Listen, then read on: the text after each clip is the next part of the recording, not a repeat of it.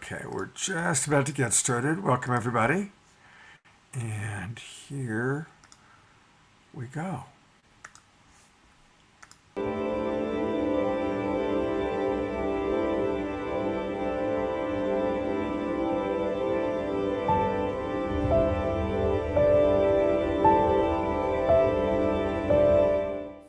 What if I were to suggest that you play a key role in the awakening world?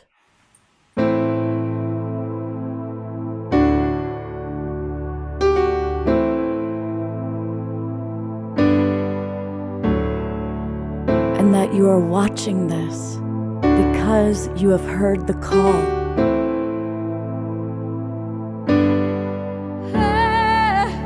We can start right now by opening our hearts and minds.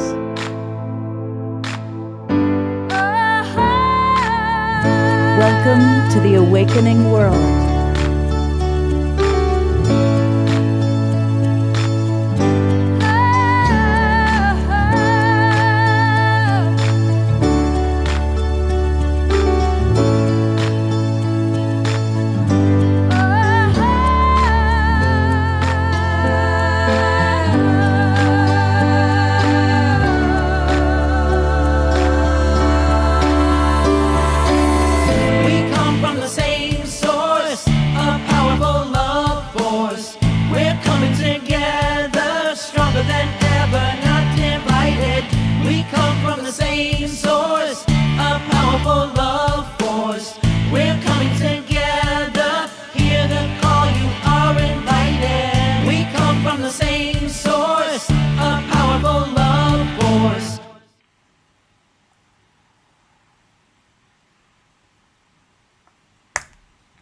Welcome, everybody. Well, it is a special edition of The Awakening World and a collaboration with one of my favorite people on the planet. You all get to meet Divine Kika.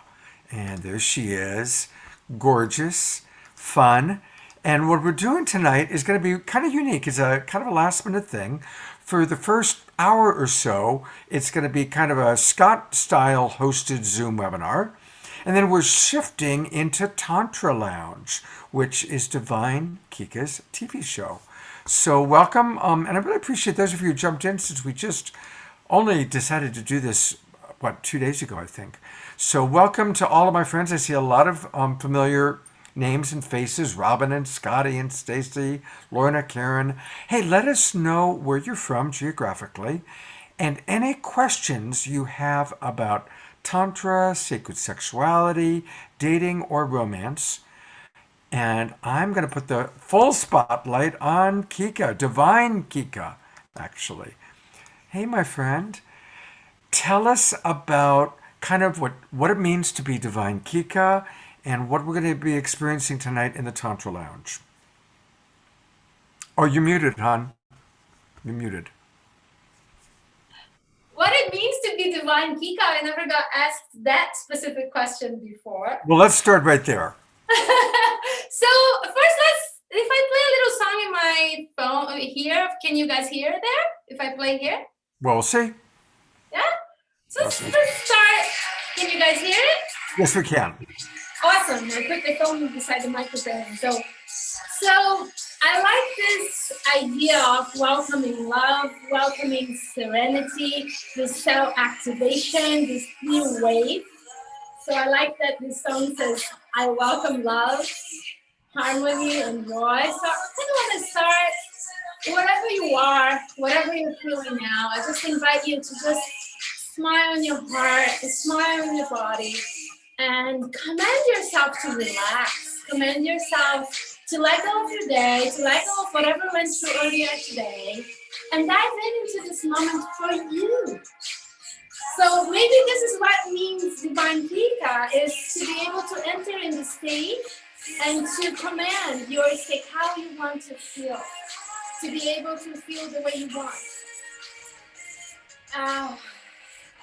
So let's take a deep breath together. The highest frequency is love.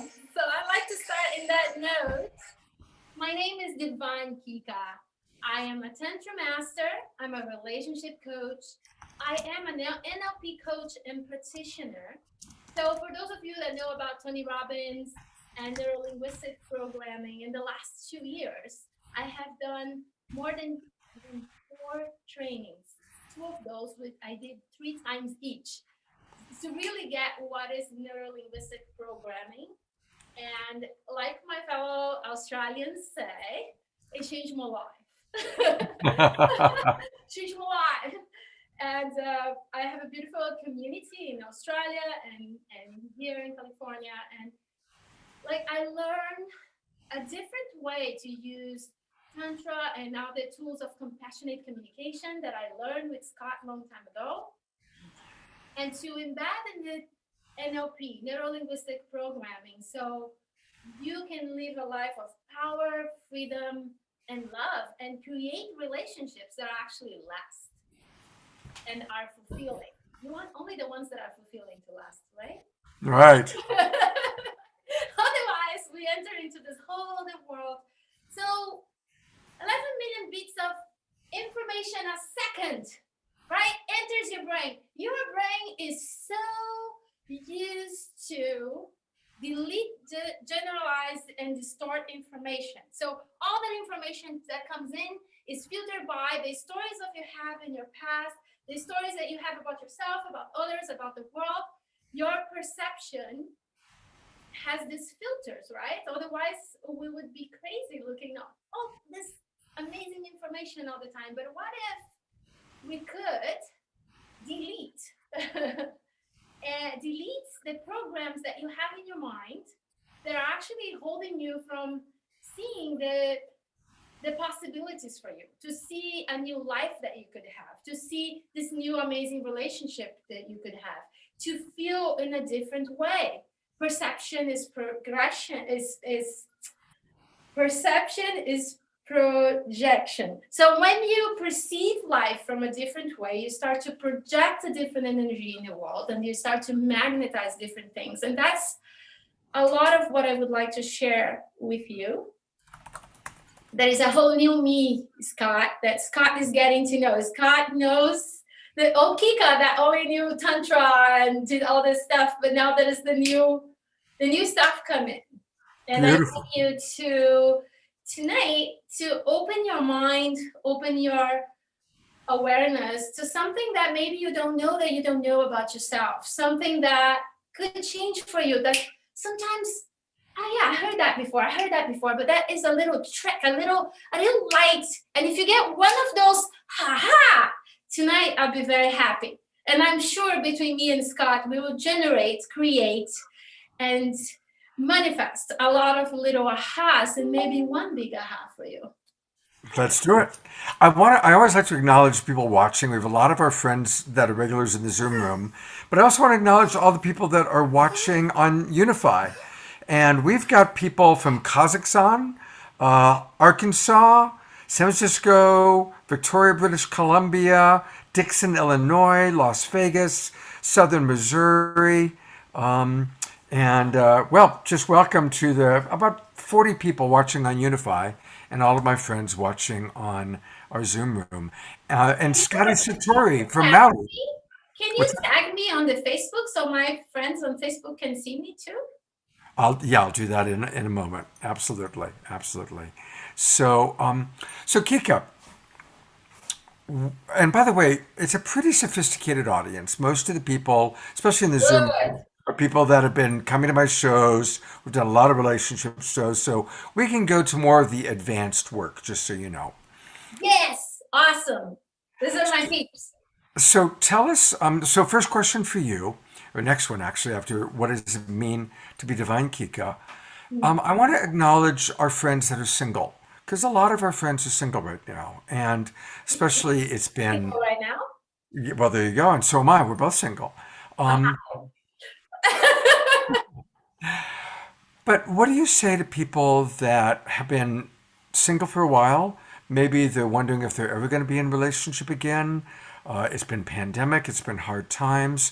You have got such a natural enthusiasm for life.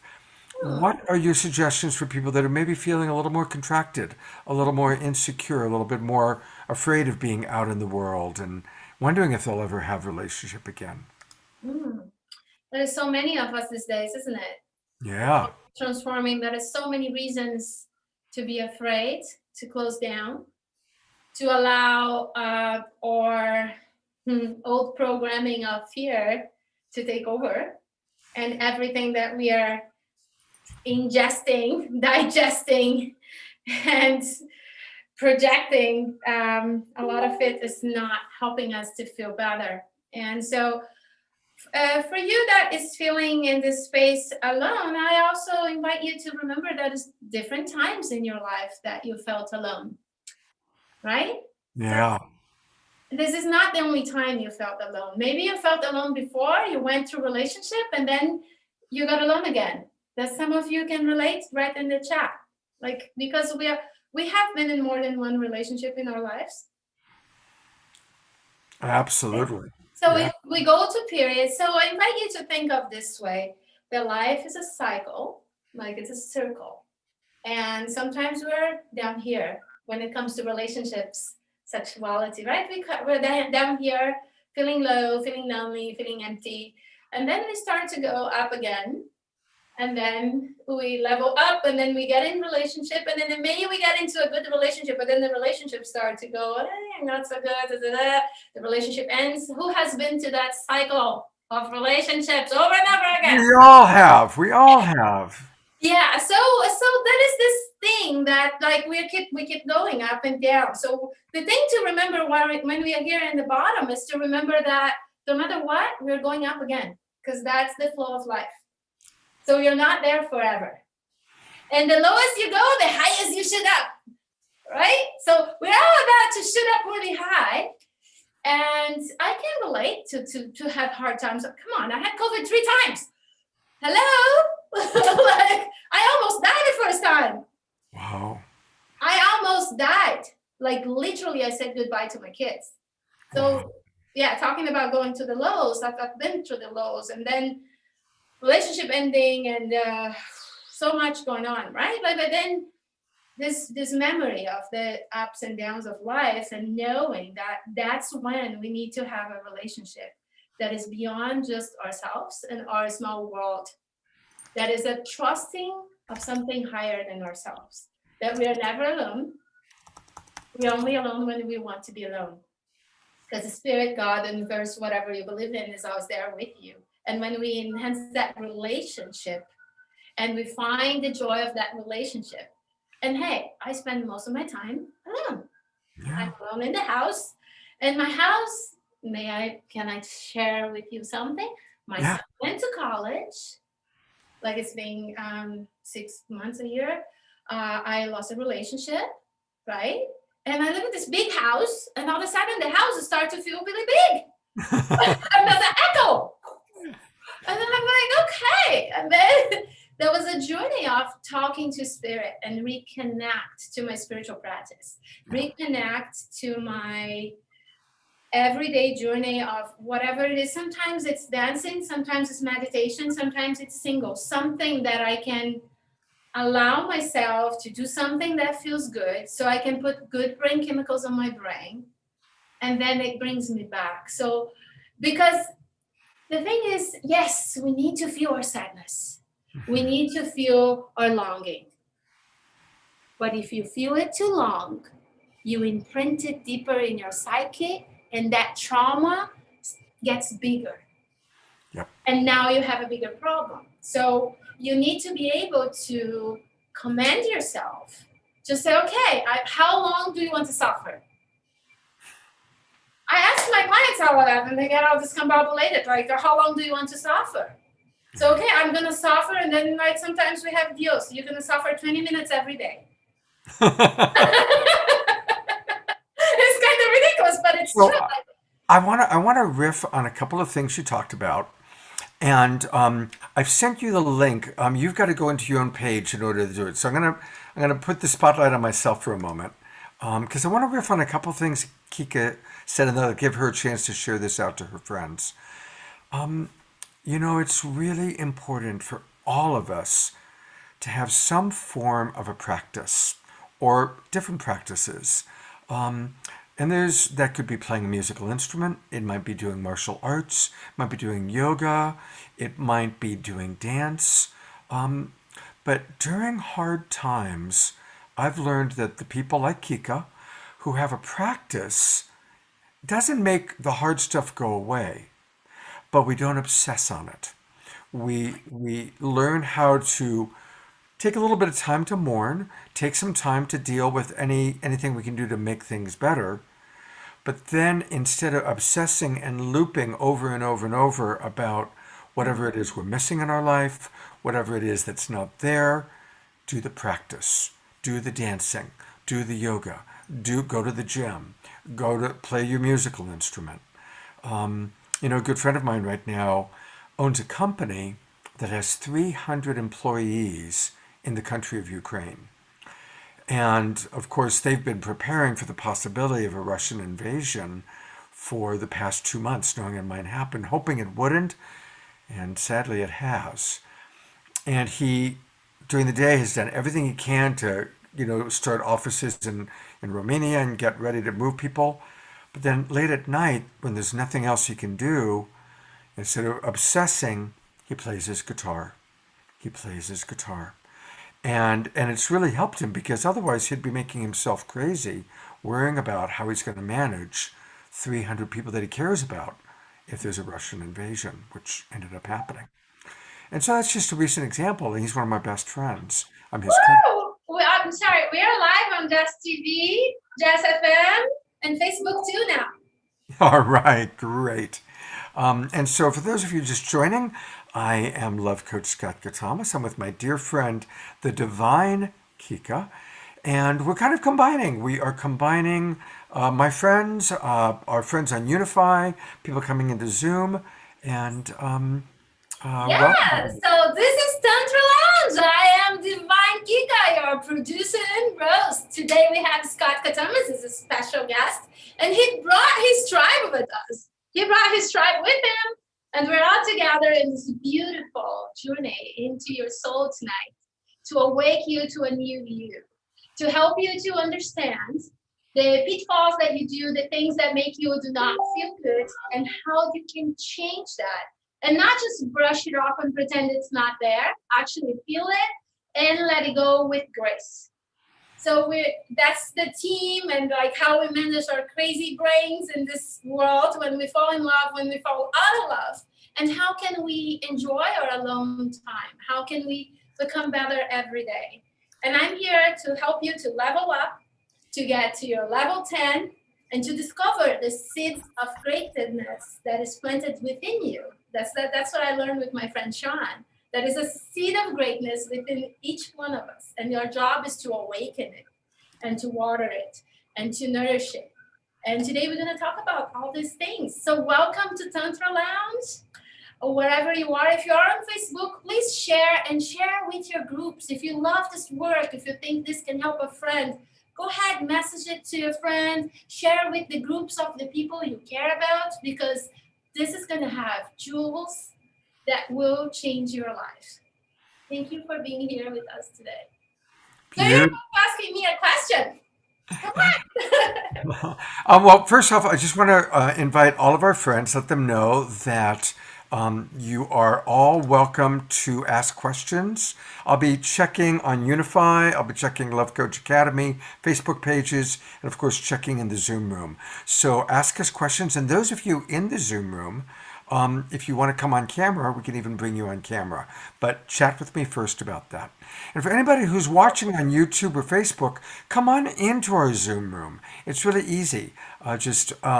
I'll be posting the Zoom room link and you can come on in. Okay, first question, well, since we went live with Divine Kika. So what is one practice that you recommend for people to help them to open their hearts when they're feeling contracted or down? What's a practice for opening their heart?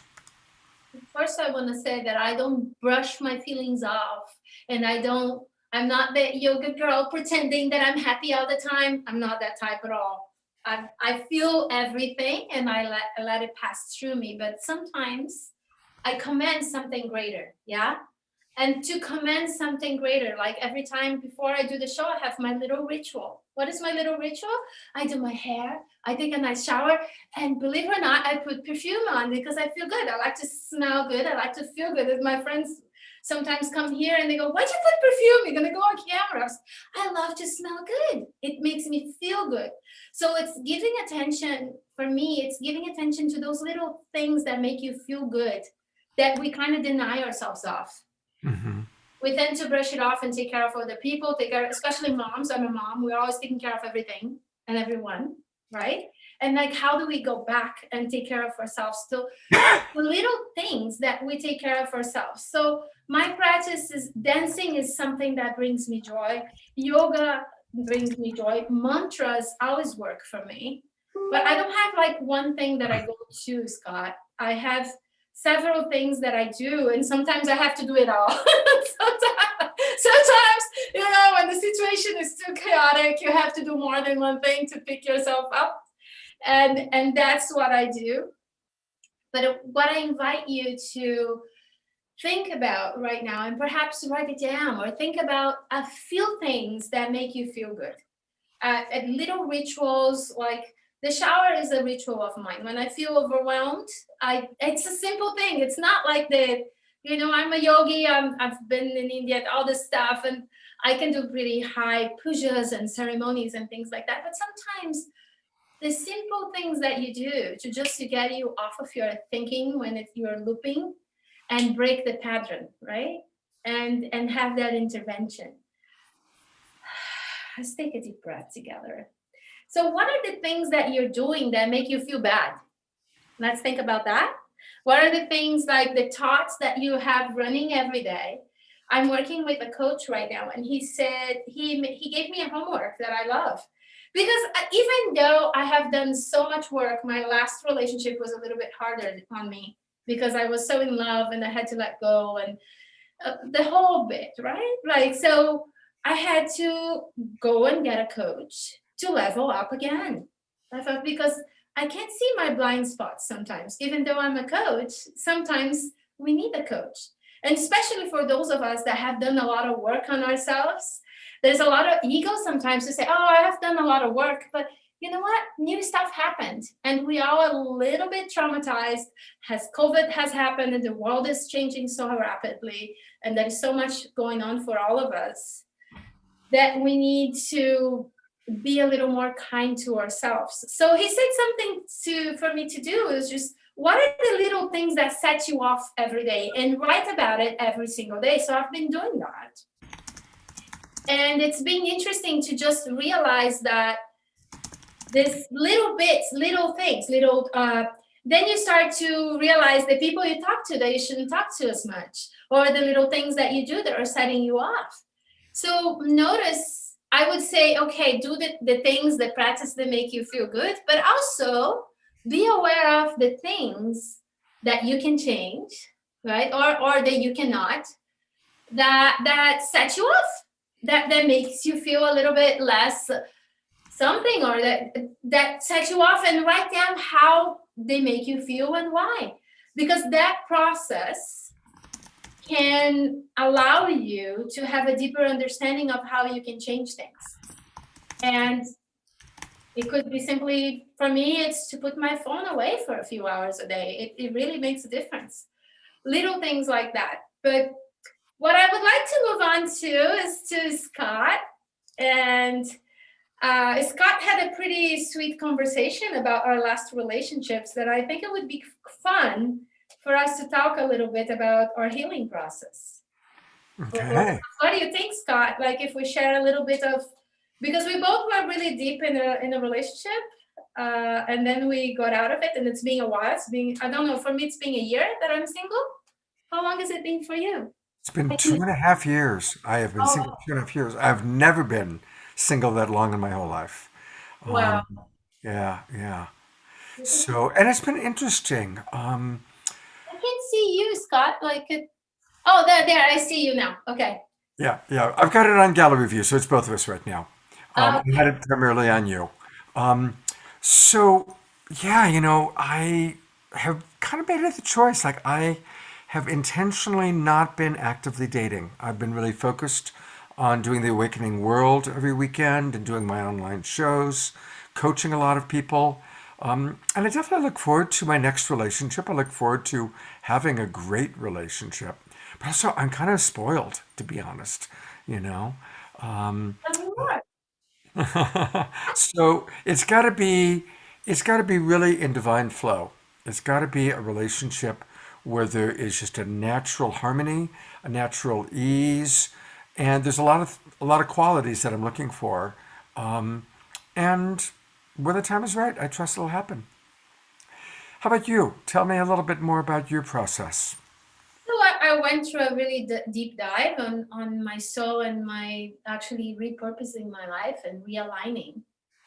I was really thinking about going back to Brazil for a long time, and I kind of gave up that idea for now, but I have a plan for later, right, to go. And then how I'm integrating more of my life in Brazil and here, so I can be here for my son now. And I'm really focused on the work I'm doing now because I feel the seriousness and the need to show up.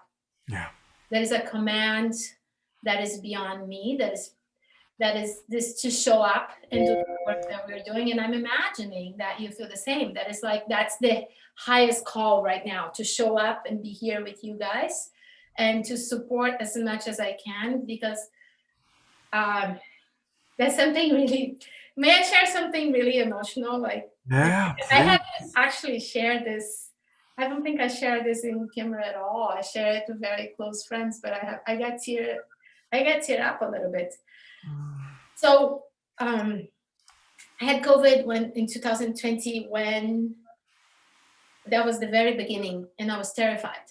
I had that fear of I thought that I was gonna die. I started to see spirits on my bed. I was, forgive my French, I was pooping my pants. I couldn't breathe. My lung. That was horrible. It was just horrible. And I couldn't believe, because it caught me by surprise, right? So here is my kids taking care of me, my boyfriend is taking care of me, and I was ready to go. And when I saw those spirits, we made a deal.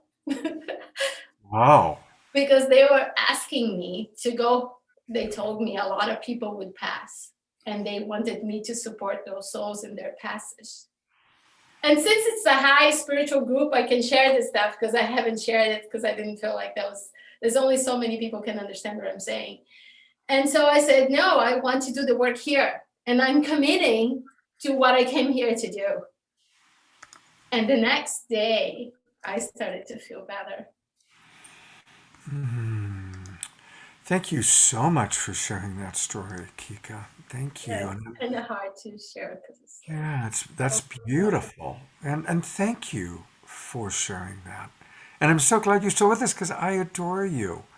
And the world does need you. And you know, this I do believe this time that we're now in, this chapter, it's going to be very hard for a lot of people in many ways, but the world is giving birth. That's why I'm calling my shows The Awakening World, because it's time for humanity to awaken and for each of us to really play our role, our unique role in planetary transformation. And Kika, I've always known you have a big role to play. And I want to acknowledge everybody who's listening has a no, role to play. Everybody. we all do. Yeah. Oh, thank you. You know, I think that's, again, kind of for me, when COVID hit, so many people I know hit hard times. And that's why I realized I really needed to do these online shows to provide support for people that were alone. I mean, people's churches shut down. So all the places they could go, conferences, festivals, events, even clubs, bars, restaurants, churches, all closed down. And people had to get their support, their community online. So that's what I've been kind of committed to helping people to have. And then also supporting my clients. And so many of my clients have gone through really hard times during this period. So that's really where my attention's been going. That is beautiful things happening. There's a lot of people awakening. Spirit is more available than ever. And we are all feeling this little energies and glimpses of it, right? And if you are home now and you feel completely discombobulated and confused and you don't know what's next in your life, let me tell you the good news. Woo, baby! We are ready for something so amazing you have no idea what it is. And that's okay, because you're being in kind of like this thing shaking you up. Everything that is not you is like, and you go, fuck that, and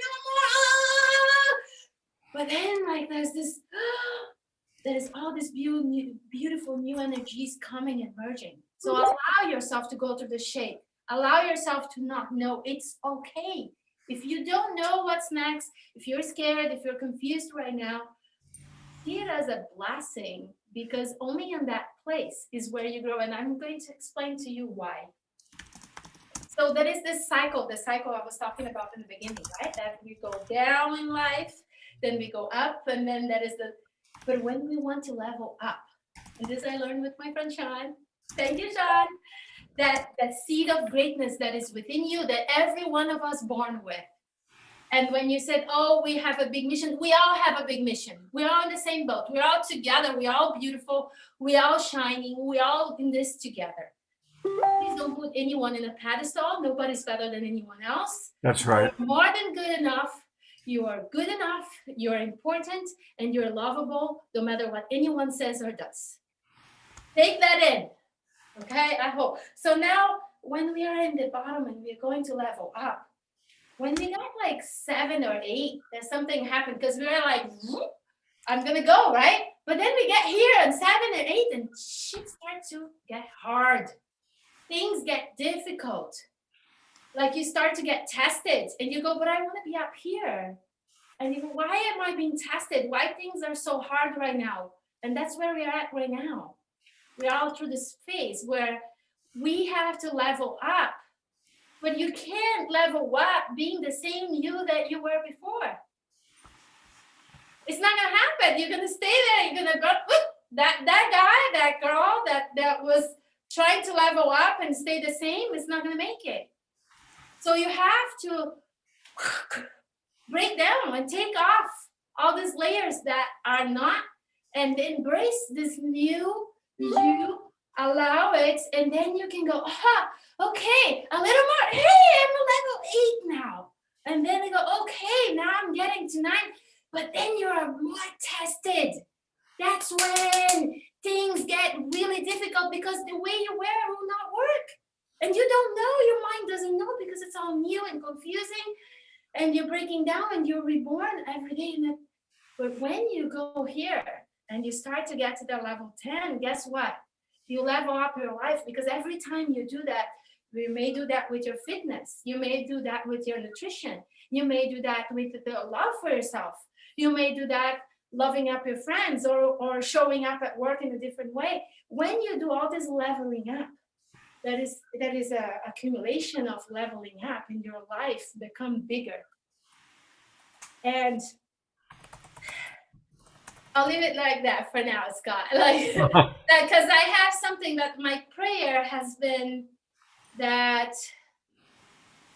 is something, because people are saying, oh, what do you want? What are you dreaming of? And I keep thinking about the girl that left Brazil 20 years ago, and that I had no idea how beautiful my life was going to be now. Like I had no clue. I just knew that I had to do something different. And right now, that's the way I feel. I feel like my life is about to get in such a big, different way, that who I will be 5 years from now, I can't even capture the vision of what's going to be, because it's beyond me. And I'm praying that I embrace that. Mm-hmm. There you go. Oh, thank you. I want to take a minute, Kika, to read some of the comments coming in and a question. Yeah. I'm gonna put the spotlight on myself while I do that, which will give you a chance to have a little bit of a break. So first of all, Jess is going to ask, and when I come back to you, I'll have you answer this. Jess said, I'm interested in exploring Tantra. What's a good way to get started? So you can think about that question. Anna Ohm, thank you. First of all, Anna is complimenting us. And she says, thank you for community. And she points out, what we don't know and it's okay. And Love Arts writes, The Games Lovers Play, Teetering on the Brink of True Love. It's a new book, and the author is a seasoned tantric shaman, and he's putting the link in there. So thank you very much for that. Looking forward to that. Rosalind, thank you. She's giving us a lot of appreciation. You've got some friends coming from Australia saying, Welcome, mate. That's going back a little bit It's my to what beat. you said I earlier. know. So, okay, let's get to that question that came in from Jess. What's a good starting point for Tantra? What's the good starting point is, shall I get them to my little, I have a little Tantra for Dummies thing on my website. It's like a little introduction. But maybe I can do a little introduction here. I don't know if I should send you there, if I should do it now. I'll do it now here, and then we can send people there afterwards. Okay, so it's like, what is Tantra anyway, right? That's weaving energy, commanding, relating, better sex, better love, better understanding, yoga, meditation, mathematics, higher awareness, spirituality. It's all of it. Tantra is a way like it's a path like Zen or yoga that allow you to mix sexuality and spirituality and integrate your spirituality and your sexuality in pure harmony and create a higher awareness with it all. But I'm still not explaining to you what is Tantra. Tantra is something that you feel. Tantra is something that you viscerally feel. What is that you're feeling and your capacity for pleasure? One of the motivations that I have to do the work I do is that I believe that most people, sadly, don't know their potential for pleasure. We know our potential for pain and suffering so well, sadly, right? We all know how to be sad. We all know how to have regular sex. We all know how to break down, how to break up, how to suffer. But do you know how to feel good and how to have pleasure and how to sustain pleasure and how to have pleasure being prolonged? So these are things that I want you to think about. So how do we start to do Tantra? When you're thirsty, drink water. When you're tired, rest. Be aware of your body, of your tempo. Like some people, they tell me, oh, when I get into a project, I get so sucked into it. I don't even eat for several hours. Well, are you denying your body? Are you denying yourself? Are you actually taking care of yourself? Are you aware of what's going on in your body? Are you disassociating from what you feel and in your skin? Like, how are you making love to yourself? This is a question for if you want to begin. Did you know you can have an orgasm as long as you want? It's not a myth, it's a reality. But only some people get to experience that because you have to break down all the guilt and shame and the programming that good girls don't do it, or if I'm spiritual, I cannot be sexual, and this whole misalignment, misunderstanding. And let's be frank, today, with all the pornography, the bad examples out there, how people have even healthy sexuality, right? Like, so begin with just feeling what is alive for you, understanding more of yourself, and breathing and making sounds and experiencing more. That's a good beginning point. Beautiful. I'd like to come on in too with a couple thoughts, and thank you for that. So much of what she said, I really like how she's emphasizing to really love our body, to really, connect first. Before we are trying to connect to another person, let's connect to ourselves. And that's a really important thing. Tantra literally means that the English translation of the word is to weave. And so it's weaving our masculine and feminine within ourselves. It's weaving two people together when we're in relationship. Jeff Eichen, one of our regulars, wrote, how about eye gazing? Absolutely. Eye gazing is a wonderful way to start connection with another person.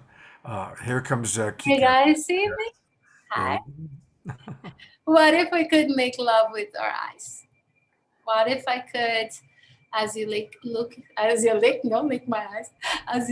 deep into my eyes, as if you can see my soul and my sadness, my joy, my fears, how that I was, how that I will be, how that I am now, and see if you can see a part of you there, or you see yourself there, and you allow yourself to be seen. And so many of us are longing for this presence, and so many people cannot look deep into your eyes. Yeah.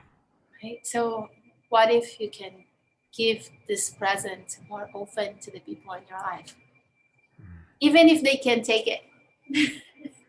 Yeah, I mean, the truth is really a deep eye gaze can be more intimate than having sex with lights out.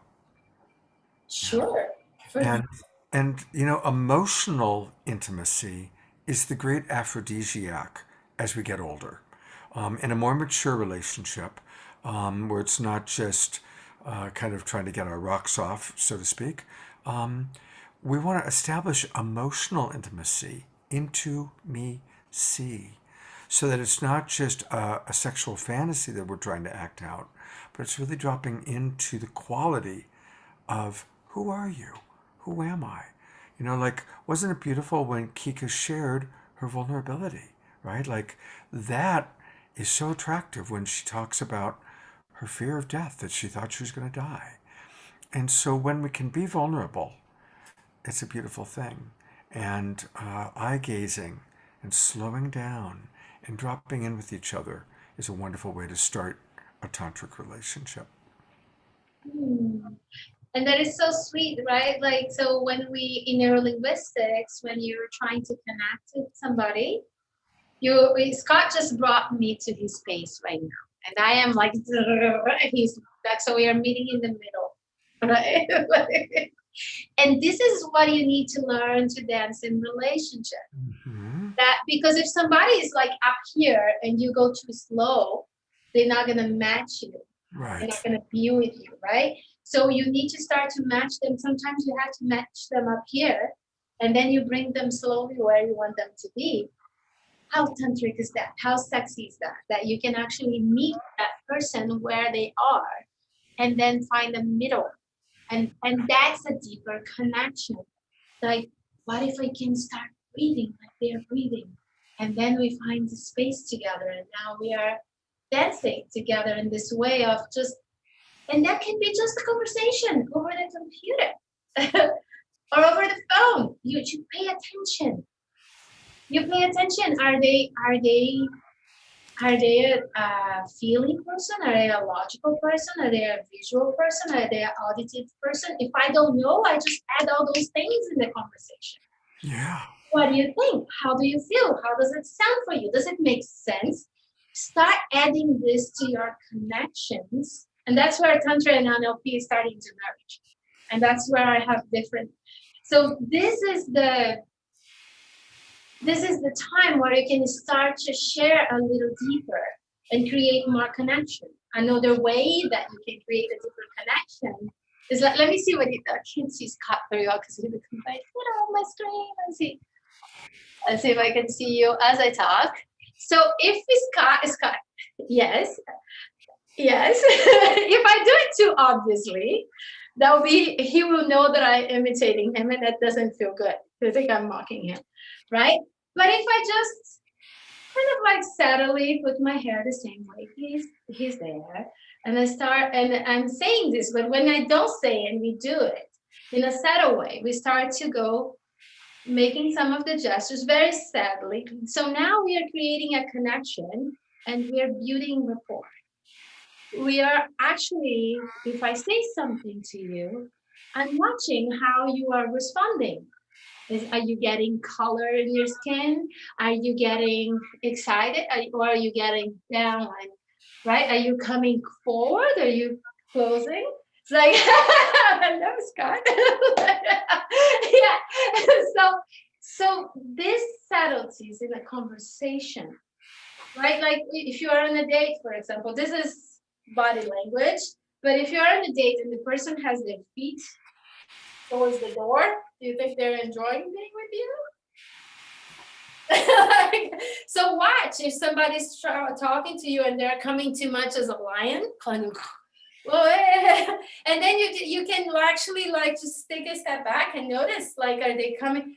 Depends where you meet. So start to notice. I invite you to start to notice the subtleties when you talk to somebody to create this deeper connection. Looking in the eyes is one thing, but like actually really being present with what this person is feeling and thinking and being in this moment. And then if you want to bring them to a different state, how can you actually bring them with your energy, with your words, with your gestures, right? So Yeah. Scott, did you notice Scott start to agree a lot now? Like it's just like so that's how you build. It's it's like building rapport and connection. But if we use tantra and breathe with somebody and go really deep and start to connecting and then start saying the right words and connecting where they are at, rather than just trying to bring them in your space, then it's a different thing. So how are you, the question for you at home right now, how are you connecting with the people everywhere? My ex-boyfriend, he said something, we made a little video last week about going to Brazil. And he said, oh my God, in Brazil, like everybody responds to you and you talk to everybody. You have this thing that you talk to everybody and you connect to people even here. Because he felt a huge difference the way people connect in Brazil, because everybody talks to everybody, even if they're strangers. There's like people are more connected, I would say. And this is not a judgment, it's just different cultures, right? Like, and here, it's like sometimes you say hello and then people are a little bit closer, but how do you, like in your everyday life, how are you allowing people to get close? And what do you decide in your head when somebody is having a bad day, has nothing to do with you? You say hi and they go, like in the store, you're like, hi. Like especially who has experienced that? It's weird, right? Like Right. you're or sometimes somebody say hi and you're like, fuck off. Like you don't say anything, but you're like, I didn't have a good day. And you walk away. So how are you creating connection versus separation? This is something I learned from Scott. Every word,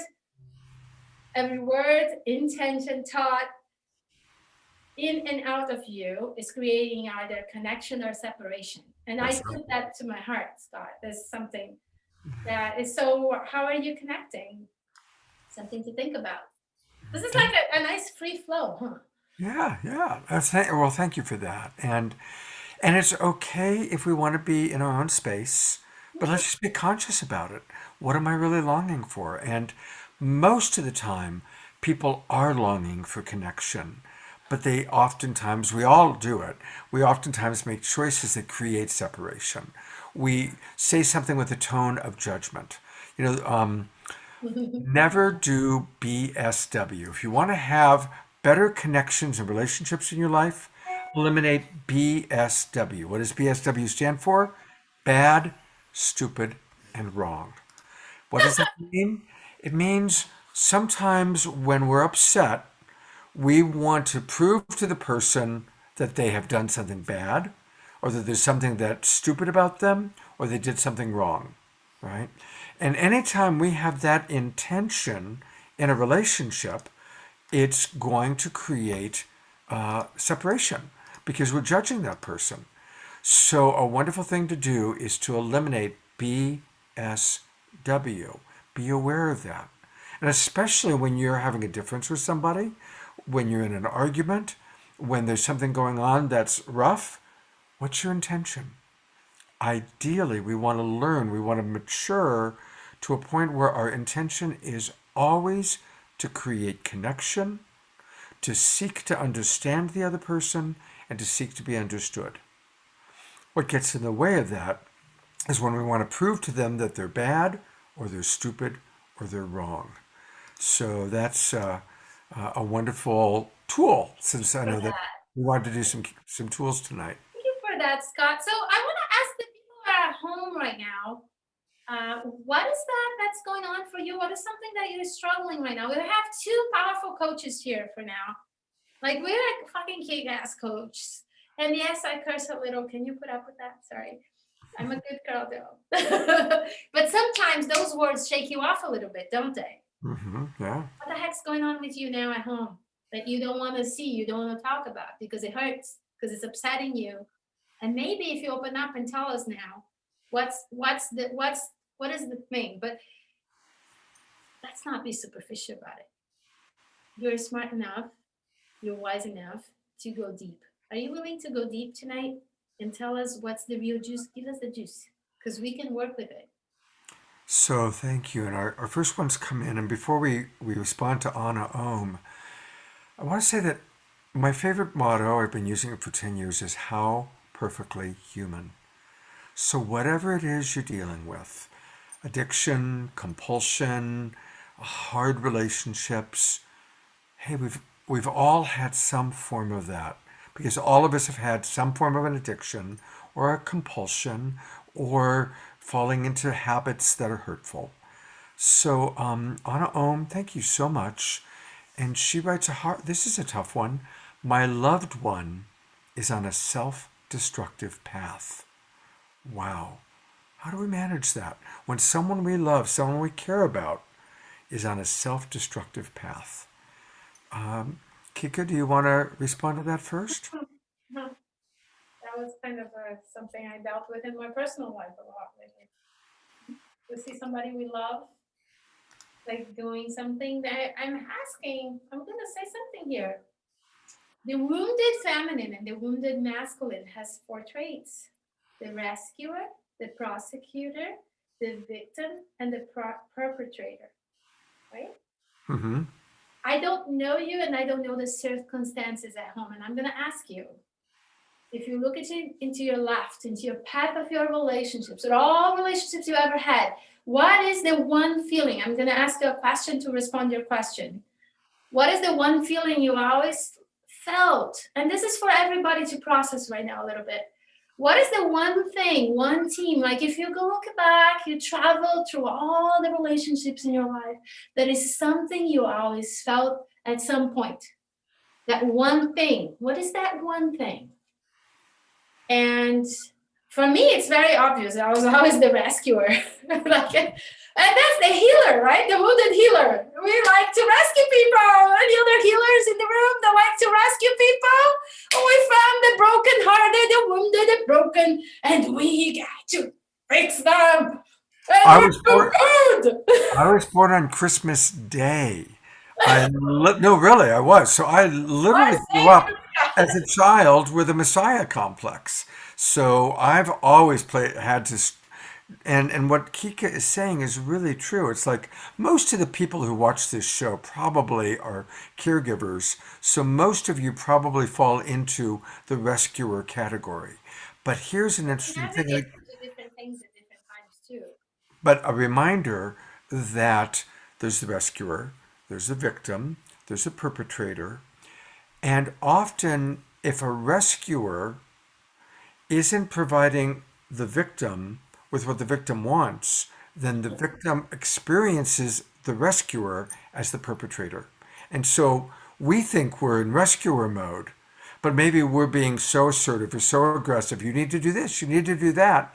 And the other person is experiencing us as the perpetrator. So how we see ourselves is not always how others see us. That's very good. I love that. I love how, can I just say you are amazing, Scott? I just have to come back, and I'm going to go back to the person that asked the question. And Kika, something just changed with your audio. Your audio just changed. It got much lower. Try tapping it. Your microphone's not on. We're just going into your computer. So while she does that, while she figures that out, I'll share for a little bit more. Is it better now? Tap on your microphone and let's see. Is it better? It's not on. Your microphone's not on. It was a little odd, so I don't know what happened. Anyway, Um, I am going to continue a little bit while she figures that out. When we are dealing with somebody who's on a self destructive path, it's important to really look at the pattern of your How relationship. about now? Can you hear me? Well, I can always hear you, it just got a little bit funny. So, and Kika, let me finish. Okay, try now. Better? I cannot hear you. Um, Try talking, Kika. Yes, I am talking. Everything is on now. Okay, good. Yeah, that's better. That's better. Okay, good. Great. So Thank you. I have to just say, this is Tantra Lounge. I'm your host, Divine Kika, and we are live on Jess TV, Jess FM, and ROKU TV. So for those of you in Canada, welcome, welcome. Tantra Lounge is starting now again. And for those of you in Italy, thank you for joining us today. Our special guest is Catamas. Scott Catamas is a longtime friend, a very wise teacher of compassionate communication, a master of relationships, and many other talents. Scott has been a longtime friend, and Scott is changing the world and bringing so much awareness, one show at a time, with his beautiful community. So he's here today with his community with him, and we have some people on our Zoom link, and if you see us on Facebook, you can join us in the meeting now. And if you are at home and you love what you're seeing, please share with groups of people that you love. Send it to your friends, but give other people the opportunity to see it live, because there's something else when we are live, we're sharing this energy together and we're one together. And if there's one thing that I got with working with Australia for so long and being in the United States, right, is that there is no separation. We are all one and we are together in the same time and space when we choose to connect with each other. And so tonight I invite you to open your eyes, open your awareness. There is a lot of juice coming for you, a lot of new understanding, new things that you're going to learn. Scott is amazingly wise and he has a lot of beautiful things to share with us. Welcome, Scott. Thank you. Welcome. It's good to be here. And I do want to complete Go that back to person that we have been speaking to. yeah, that question. So the question that was asked was how to manage when someone's on a self-destructive path. And we've all been in that situation. And so it's important to look at what the nature of our relationship with that person is and how we want to, are we getting pulled into their drama?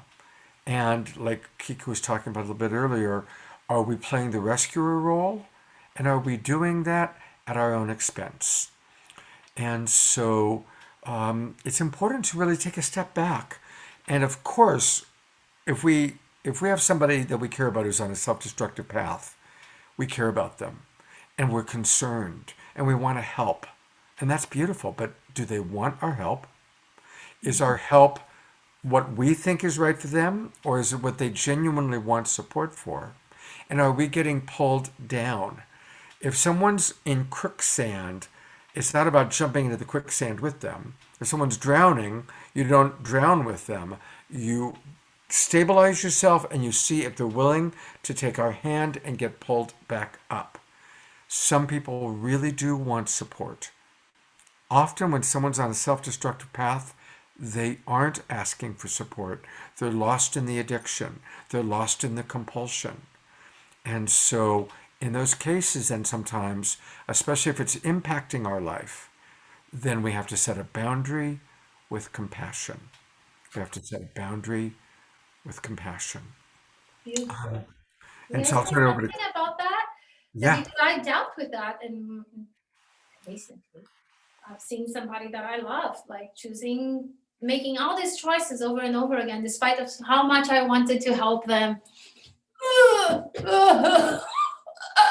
Right? And seeing that and really suffering, seeing that. And then I realized the more I was helping, and it's interesting. So thank you, Ron, my ex-husband, because sometimes I ask him for help and he says, no, you're capable to do it yourself. Good for Ron. When he does that, what does he do for me? He empowers me because he believes that I am capable of doing it. When you help somebody, especially if they don't want to be helped, sometimes you are telling them they're not able to do it themselves. And you're not allowing him the chance to break down and go down enough for them to wake up and spiral up again. Sometimes if the pain is not enough, they're not suffering enough, and we keep numbing and petting them and going back and give them a little, then we are not allowing them to find their own power within themselves. Sometimes when you actually do this, then they have to find themselves, nobody else is there, then they have to go on. They have to find the strength within themselves, and sometimes it's hard to do.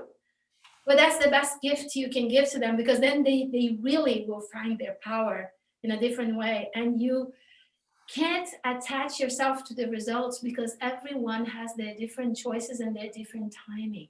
And what you might perceive as a no growth or no change or no healing, for you, it might be a big healing for them. So you have to just allow them to do it themselves, because if you do it for them, you're not really helping them. That's what I had to learn for myself recently, and that was very hard to deal with that. But I feel like I came to peace with that, because I realized this person needs to find their power on their own. And if I do that in a few years from now, I'll be proud of them, to give them that chance rather than keep numbing their pain. Thank you so much. That's right on. So Anna Om writes, is it not right? Is it not right to be there for them if they may be wanting to exit? Now that's a really tough one. What do you do when somebody is wanting to exit? So I'll say one thing and then turn it over to you, Kika. If someone's threatening suicide, obviously that's a really big deal. And what we want to do is find out, are they just in a space where they're wanting the pain to stop? And so suicide is a fantasy to stop the pain. And I always ask if they have any history, anyone that's been close to them that's committed suicide, a brother, a sister, a friend. If there's somebody who's been close to them who actually committed suicide, then it has now become an actual viable option. And so that is something to always look for. The next thing is ask them, have you thought about how you would do it? Have they taken steps? Have they written out a letter? Have they thought how they're going to do it? And again, those are things to find out, to see, are they really seeing this as an option, or is it more just they're in pain and they want the pain to stop? So those are two things to just remember, because most of us are or have encountered people that threaten suicide or talk about wanting to die. And ultimately, if they're really serious about it, then you need to really usually have deep conversation with them and help them build a stronger support system. And that's when you call a psychiatrist, a therapist, or somebody that really can help them, because that's like too heavy for us to take on for ourselves, right? That's right. And That's you need to get help and make sure they get the help. And that's like, I don't think we should analyze them. This is now a psychiatrist issue. This is now a doctor issue, and you need to bring them to see a doctor or to see somebody that can do what they need, because that's too serious to take it lightly. Yeah. And you cannot be responsible for their actions. I've seen people that are on the other side of that when that does happen, and the imprint that can give in somebody's life, right? So you want to make sure you call a doctor, you make sure that you get that person taken care of. Yeah. Because that's not your responsibility to fix that, but you need to make sure that your responsibility is to call a doctor and make sure that they are taken care of, because that's too serious to be taken lightly, is my answer for that. Yeah. And I'm not gonna, I don't work with that. That's what I would say if a client comes with that, because that's too serious to be taken lightly. And I've been one of those people that Actually, when I was 16 years old, I almost lost my life. I was so disappointed and tired of life that I was one of those people that tried it, and thank God I survived. And I was young and stupid, and this things that happened, right? Like my life. This is 36 years ago, and I was having those thoughts. I was having those ideas, and that's what I call the night of my awakening, where those thoughts vanished from my mind and I become somebody different. But I was in a moment of pain and suffering in my life, and people go through that pain, and when they're in pain, they need to get the help they need. I got the help I needed, and I healed and I got better. But there was a spiritual awakening that happened at 16 years old, that I become this new person, right? That I am today. I am now divine kid because I had that pain, I had that awakening, and I had that help.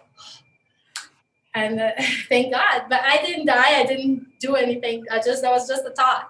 Yeah. But like I didn't die a little. Like how you say, right? Like you had to go to the hospital or anything. But that idea that you needed the help, and had, like, thank God my grandma took me to her house and took care of me and opened me up. But the spiritual awakening of that time, no one could help me. Only I could. Only I could. And if you have a partner that is having that, make sure they go to a doctor, make sure they see somebody that can help them. Don't take that on your own. It's too heavy for you. Make sure you call somebody to help them. Let's get to the next. Thank you very much, Kika. That was really, really good.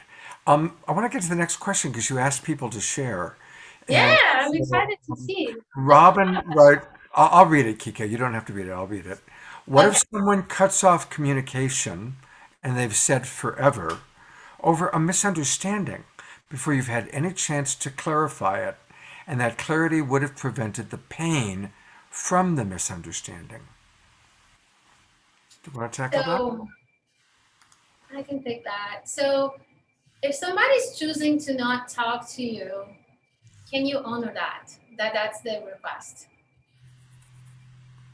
That's the first thing.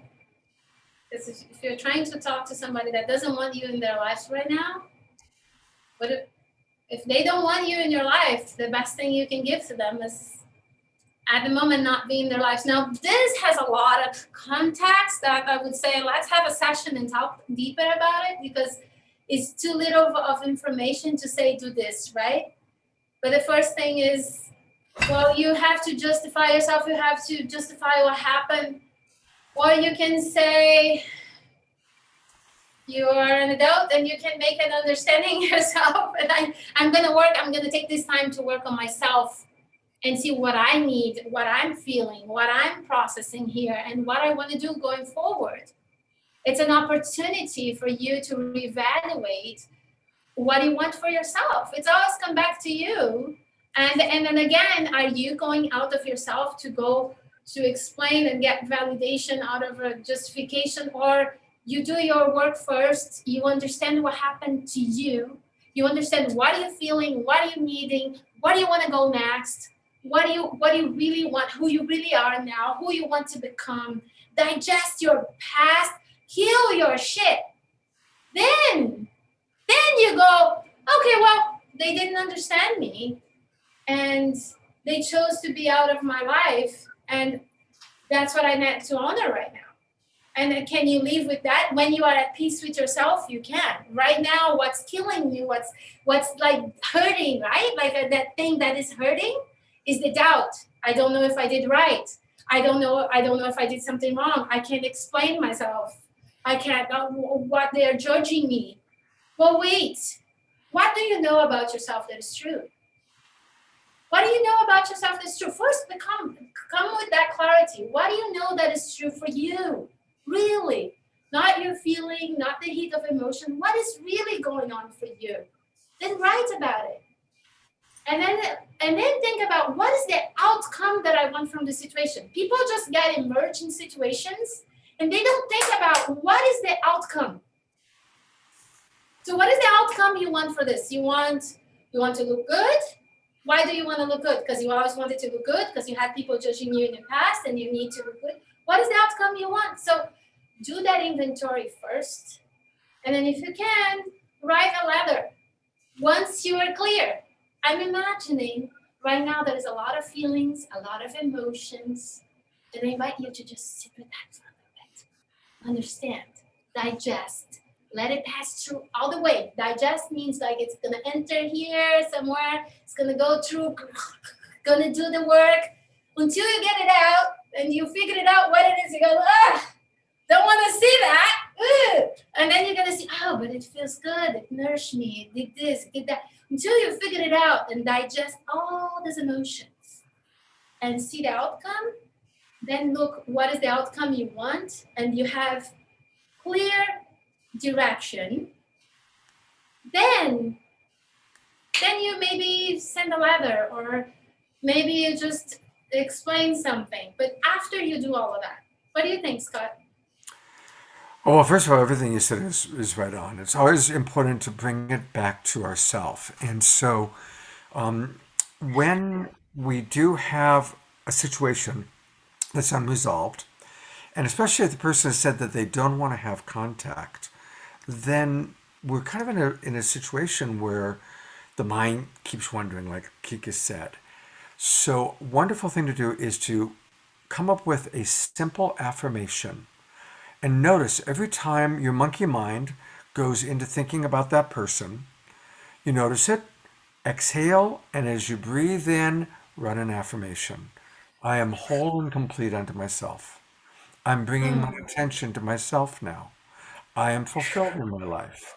Whatever, find an affirmation that really feels good to you and bring that into your being and start changing the grooves in the brain, because what happens is we start to obsess. And anytime we are repeating the same thought over and over, we're obsessing. And every time we obsess, we build a little groove in the brain, which makes it deeper and deeper and easier to go into that obsessive thought. So by noticing the obsessive thoughts, exhaling it out, replacing it with an affirmation, it gives the mind something to do, and it's the way to change that obsessive thinking. And I see Kika jumping up and down. So I'm just moving energy because I feel like I'm very empathic and I'm feeling people having a lot of energy moving. So I'm just moving a lot of stuff. Sometimes stuff moves through me as people heal, and that's okay. yeah, it's wonderful. Thank you. Yeah, and that's okay, because like when this is one of those things that when we are tantric, we're a little more visceral and we kind of move stuff through the body. Sometimes you just go like this and then stuff moves and then you don't need to think or give words to it. You just allow it to shake off. Yeah. That's like, sometimes that's what you need to do. Whatever it is that your body, but get used to allow yourself to not have emotion trapped into your body, because we always store stuff. And if you can catch it and actually allow it to faster, better for you. You don't store in your body, you don't get a cancer, you don't get a sickness, right? Yeah, no, that's really important. Because what they've discovered is that trauma is stored in the cells, and we can only remove trauma through sound and movement. Talk therapy is not enough. It's sound and movement, like she's saying, shaking and shivering, dancing and quivering, to move that energy out of our body. So thank you for demonstrating that for us, Kika. Yeah. And whatever you're going through, it always comes back to how well you're loving yourself, how are you allowing yourself to have clarity, right, Scott? Yeah. And what are the right questions you're asking yourself, and how are you moving forward? And doubt is what kills you. So when you push something aside and you don't deal with what's in front of you, is also a problem, right? So if there's something big, you need to write down everything, pour your brain out, pour it all out in the paper, and let yourself like just digest it a little bit and shake and dance or whatever. But then like when you think it about it, like now it's like it's lighter because you let this emotion, the heaviness of it come out. So now you have a little more clarity. So going back to what you're grateful for is so simple. It's like, oh my gosh, everybody say you're grateful. But going back to what am I grateful for in my life right now? What am I grateful? What's working for me right now? Who I really am right now? What's going on in my life right now? And have clarity. And always ask yourself, I think in the spiritual community, sometimes people say, oh, let's just hang out, let's have a meeting. And I always ask, like, what is the outcome you want from this meeting? And people get surprised. Like, what do you mean outcome? Do you want to feel good? Do you want to just relax a little bit? What is the outcome? Because people don't think that. Like, what's the outcome you want of this situation? Write about it. Because people get in the drama, in the story, and forget about the story. What is the outcome you want? So on that note, Scott, our guest for tonight, I know you're a master of compassionate communication, and you have helped hundreds and hundreds and maybe thousands of people at this point. And you are an incredible teacher, healer, and thank you for so much honor for you and all that you taught me. And rest assured, with tears in my eyes, all the things you taught me, I pass it forward. Mm-hmm. Thank you. I love you. Changed my life. I love you very much.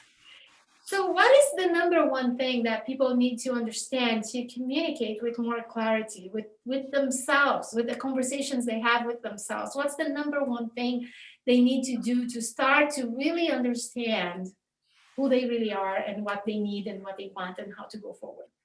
Well, you talked about compassion and empathy. And the most important form of empathy is self-empathy, right? We can't give to another if we're empty. You can't go very far with an empty gas tank. So learning to give ourselves empathy when we're hurting, and especially when in relationship, we get hurt. No matter how wonderful a relationship is, there's going to be moments where we get hurt. And when I say relationship, it might be with your family, it might be with your friends, it might be any number of different possibilities, different types of relationship. So learning to give yourself empathy, to love yourself, to give yourself maybe an emergency dose of self-empathy so that you can have something to give to another person. So that's, I think, the first step. Ultimately, we have to learn to love ourselves. I've done a lot of television shows and documentaries, and now recently with my online shows on people who have had near-death experiences. And everyone, when they're out there, remember that the meaning of life is we're here to learn to love, starting with ourselves. I'm going to say it again. We're here to learn to love, starting with ourselves. And self-love is not selfish. When we genuinely love ourselves, we're not selfish. When we genuinely love ourselves, we want to love others. It's human nature. When you've got good self-esteem, you want to contribute to the well-being of others. People that are selfish are people that don't love themselves, and they're trying to fill this gaping hole inside of themselves with, material objects or narcissistic connection. But when you have a healthy self-esteem, you want to contribute to the well-being of others. So that's the first thing that I'll share. And what do you want to say about that, Kika? I'm discombobulated because I was worried about charging my phone. I saw you, doing things there. I was trying to I did the little things that I had to do. So. Do you need more time to do things, or are you good? I am good now. I want to ask you though, in relationship, when people are in relationship and they want to communicate to their partner better and they don't know how to start, right? Perhaps they're having this pattern. And this is something that I've been doing interventions now, like after I learned NLP. I ask people to call me when they're fighting. It's kind of funny. I get to be in the middle. Hey, you're fighting. Yay, call me when you're fighting so we can work on the pattern and repattern your brain, because the intervention happens there, right? But so I use different tools. I want to know your tools. Like if people are at home and they notice they have this pattern of fighting and they fight a certain way, or there's always this little couples, especially if they're not making love anymore. It's not that they're not making love. They're not making love is not the problem. There's something else that caused them not making love. That's right. Yeah. That is something else that caused that to not happen. Yeah. Because couples that are happy, they are celebrating and making love, right? So if you're home and you're in this relationship that you are kind of like frustrated, or you saw yourself there and you want to learn how to be better in the future, perhaps you're single and you want to learn how to practice a healthier communication, a healthier relationship, this is the time now. You can practice with us. Scott will show you how, when things get sour, how to remediate, how to come back to harmony. So what is the first step when you see, it's like every day there is this little argument? What is the Right. first step that people need to do or take? So the first step is for a couple to make an agreement that when we have a difference, we're not going to talk about it until we're both centered and we both genuinely care about what the other one has to say. And that's like a commitment. It's like a marriage vow, a relationship vow, because people fight when they're not centered. When we're centered, if both people are centered, they're not going to fight. It's when we're off center and we're desperate to be heard, we're desperate to defend ourselves, that we go into that. So, bottom line, make the commitment we only talk about the hard stuff when we're both centered. That's like a bottom line, devoted, disciplined commitment to make, ideally. But I have a question within that question. But then there is the person that says, I'm going to abuse you by ignoring you and I'm leaving. Bye. Bitch. Gone, and then you are there. Right? Yeah. That's also a punishment. So if we say only talk when you're tired, then I'm sure you have more to say about that. I do about that because it's pretty common. Most of the time, there's the person in the couple that when it gets hard is like, I need space. And there's the other person who says, no, I can't be happy until we solve this, right? And what's interesting is that both people actually want the same thing. They want harmony, they want clarity, and they want to feel safe. One person's strategy for safety is to create space and to take a break. Another person's strategy for safety is to work it out. Let's work it out. And so there are two different strategies to get to the same place. So absolutely, I teach something, and Kika knows this, called connected timeouts. Taking a connected timeout. And I have a whole long thing. I'm going to do the short version. There's yellow light and there's red light. The moment you notice the very first agitation, the very first moment that there's a little fear or a little contraction or a little bit of something coming into the field, hey, yellow light, let's slow down. Yellow light, let's connect. Say yellow light, and then either let's slow down or let's connect or let's just hold each other. If at all possible, just holding each other or taking hands and breathing together is a really wonderful way to calm the nervous system. We want to calm our nervous system. Most people, if they really practice yellow lights and slowing down, they'll never get to red light. Red light is when we have to take space. We're no longer capable of demonstrating the love or the care that we want to because we're too angry, we're too scared, we're too frustrated, we're too triggered, and we need space. And when that happens, and that's what Kika was referencing, the person who says, I'm out of here, and the other one is like, but wait. Well, there's a way to handle that. The person who wants space gives reassurance. I need space so I can get centered, so I can come back to this conversation and show you the love and the care that I want to show you. So the person asking for space, it's up to them to provide reassurance. I do want to come back and I will come back once I'm centered.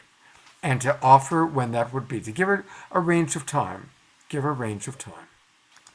This is great. This is great. And it did change my life when I learned that. That was a big, big step. Actually, a lot of things. I felt like learning compassionate communication was like learning French. I'm still learning French. But it's just like, I remember telling Scott, this is too complicated. It takes too long. It's like it's too hard. And then Scott taught me that actually it's a slowing down and then that I create more connection. And I use this with my kids, with my clients, with my friends, with everyone, and it works. It sounds a little bit hard. It sounds like more work.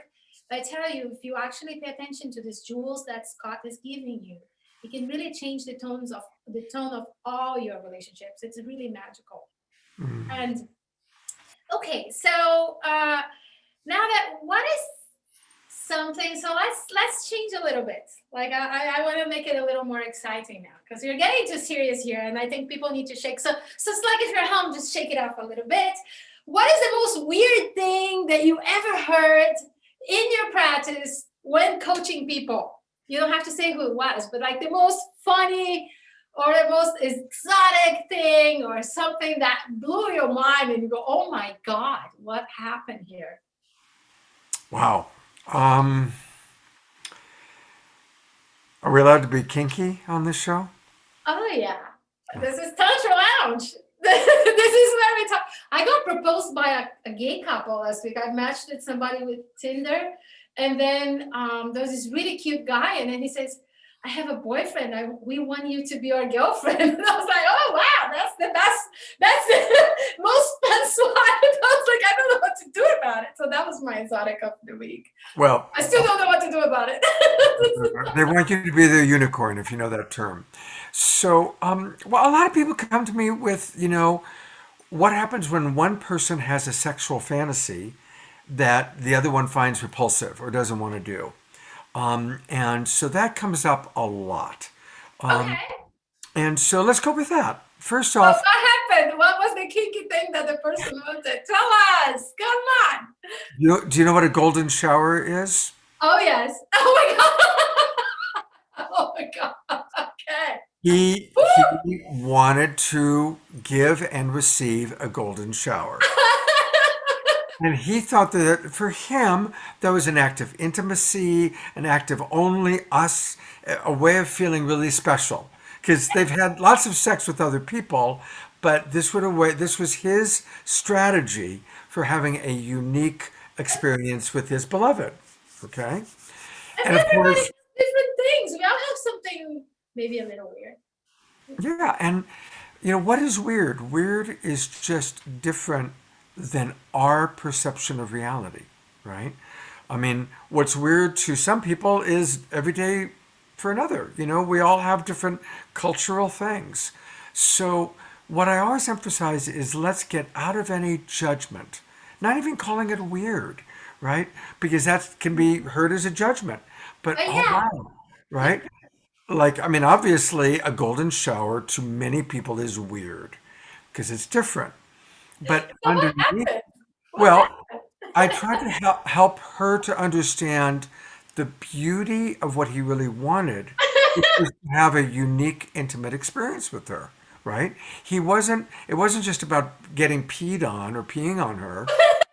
It was about wanting a unique experience that she had never had with anybody else, right? And so, in a sense, almost like a new virginity, right, was what he said. It could be worse. I remember a date that went south and then the guy peed on my leg and I was really upset about it. Never saw him again. Yeah, yeah. I was like, I could have asked first. That was not okay.